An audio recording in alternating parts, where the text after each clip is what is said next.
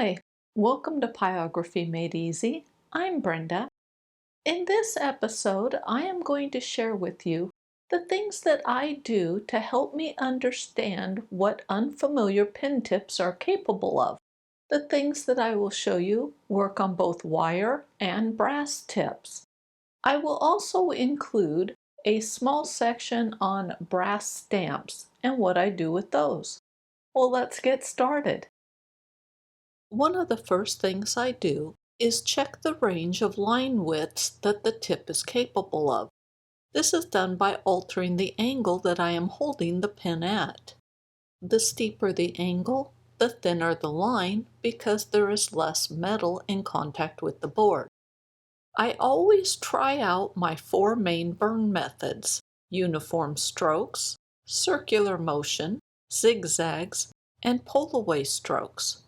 Often I will try the burn methods twice, once using the edge of the shader and a second time using the flat of the shader, just to see what differences it produces.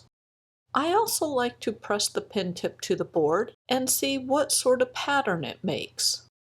I repeat these basic burn strokes with all of the pen tips I'm unfamiliar with.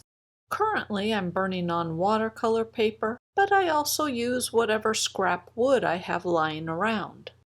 The next thing I recommend is using one pen tip and burning in a stenciled design.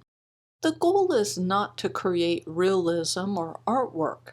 Instead, the goal is just to use the pen tip and start to get an understanding of what it can do. If possible, try to create different textures and patterns as you fill in the stencil. Don't have a stencil? Not a problem. Google coloring book pages, then click on the Images tab and scroll through the results until you find a design you like. Another option is to search for mandala designs.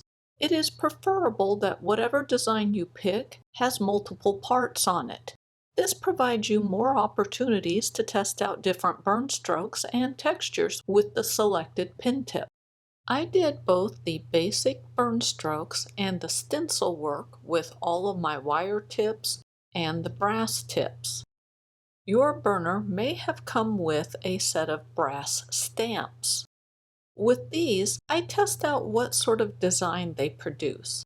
I did not try to shade with them.